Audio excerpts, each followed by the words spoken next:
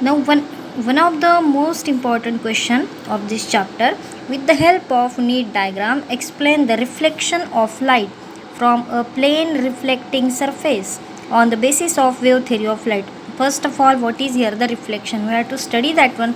Whenever we consider any plane surface, okay, this is nothing but the plane surface such as a glass, okay, and whenever we consider this is nothing but the normal and light is incident on that plane surface, this is formation of which angle? Angle of incidence. Now reflection म्हणजे काय? Light आहे त्याच मीडियममध्ये परत मागे जाणे, याला आपण काय म्हणतो? रिफ्लेक्ट होणे. ओके, म्हणजे काय होणार आहे? The light get reflected back into its own medium making here the angle of reflection. This is angle of incidence and this is angle of reflection. Okay, now according to the Snell's law, there are the three rules related to the reflection as well as refraction. We know that three rules and I am writing down here the three rules related to the Snell's law. What are here the laws? Okay, this is nothing but the incident ray, reflected ray, and this is the normal. Okay, normal to the reflecting surface all lie in a same plane. सगळे कुठे आहेत? एकाच प्लेनमध्ये present आहेत. This is nothing but the law of the reflection.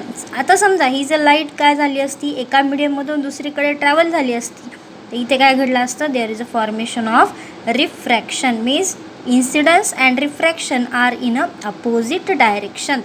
For which one? This is for the refraction and this is for the reflection. This is nothing but all lie in a same plane and this is angle of incidence is equal to angle of reflection. पहा इथे दिलं मी, the angle of incidence is equal to angle of reflection. Means if angle of incidence is 50 degree, hence reflection also become here the 50 degree also. This is nothing but the main basic thing between the incidence as well as for the reflection. Okay, we consider this diagrammatical representation. We consider here this is Mn is one of the surface. Okay, आता इथे आपल्याला condition लक्षात घेऊ आपण. Now the incident wavefront AB, now this is nothing but the AB which touches here the reflecting surface at the time t is equal to 0. Okay, the point B will touch the reflecting surface at C after the time t is equal to capital T. आता सगळ्यात आधी समजून घेऊ आपण A B. Now this is nothing but the formation of the angle of incidence. This is I for angle of incidence. आता ह्याला पोहोचण्यासाठी t is equal to 0 एवढा टाईम लागलेला आहे, पण तीच वेव, ओके, तीच वेव ट्रॅव्हल होण्यासाठी कुठपर्यंत? सी पॉईंटपर्यंत येण्यासाठी त्याला काहीतरी जास्तीचा वेळ लागला आहे. म्हणजे तो 0पासून किती लागला आहे? That becomes here the up to the capital T, म्हणजे काही सेकंदमध्ये असेल. Okay, means this is nothing but the light reaches at the point A as well as at the point C. Okay, we show here the direction for the reaching of the light. Okay, in this diagrammatical representation. Now between the time t is equal to 0 and capital T, different points along the incident wavefront reaches the surface and secondary wavelets start form in the form of the hemisphere. Okay, आता 0 पासून capital T पर्यंत जाण्यासाठी काय होणार आहे? There is a formation of the different wavefront. वेगवेगळ्या wavefront तयार होतील आणि त्या कशा असतील? That is in the form of the hemisphere. Hemisphere म्हणजे जो पूर्ण स्पियर पण नाही आहे, अर्धा. ओके, हा जर स्पियर असेल तर त्याचा कसा असेल? हा हाफ असेल. मग ह्या ज्या सेकंडरी फॉर्मच्या हेमिस्पियर आहेत, these act as a secondary word. कसे म्हणून ॲक्ट करणार आहेत ते? These are act as a secondary. Now what is happening here? We have to consider here the diagrammatical representation. Now I am writing here one of the main thing, that is A is equal to BC which is equal to V into T. Okay, where is AE? This is nothing but the AE. After that one this is a BC which is equal to VT. VT म्हणजे काय? V for the speed of light, T for the time. याचा अर्थ काय?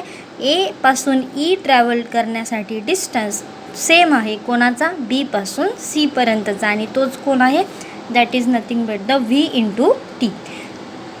इथे आपल्याला angle of incidence दिसतात, ते दोन अँगल ऑफ इन्सिडन्स दिसतात, ते आपल्याला ते सेम दाखवायचे आहेत. कसे दाखवायचे ते बघू आपण आधी.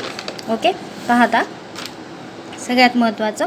Now whenever we consider the angle of incidence, angle RAP and BAC. Okay, now the angle RAP पहा इथं दिसतोय आपल्याला RAP. This is the primary one. Okay, RAP. And after that one BAC. This is also here the angle of incidence. And where is angle of reflection? This is nothing but PAE. And after that one BAC. This is nothing but angle of reflection. And both are the here angle of incidence. We get here whenever we consider these are angle of incidence. How can we prove here angle of incidence here?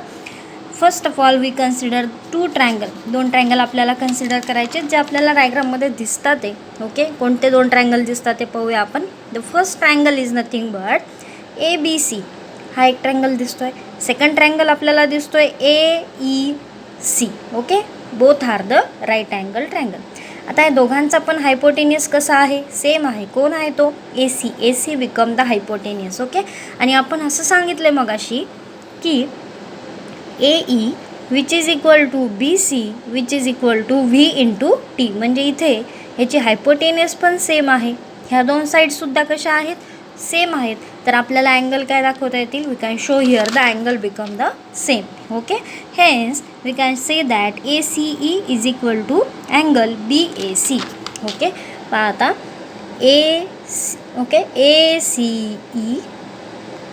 ACE is equal to BAC. Both are the same angle. दोघांचे angle कसे आहेत? Same आहेत because related to the one hypotenuse. This is nothing but the I for the angle of incidence. आपण I काढलाय. Same as it is इथे आपल्याला R मिळतोय जो मी मगाशी सांगितला तुम्हाला की R for the reflection. And that reflection is nothing but angle of reflection PAE. Same as here the angle of reflection BCA. Okay, hence we can get here this is nothing but the R from equation 1 and 2. what we get here? एक आणि दुसऱ्यावरून आपल्याला काय मिळतोय? ACE म्हणजे कोण आहे? I आहे. हा सुद्धा कोण आहे? R आहे. मग I म्हणजेच कोण आहे? R आहे. Means as I is equal to R. This is for the angle of reflection.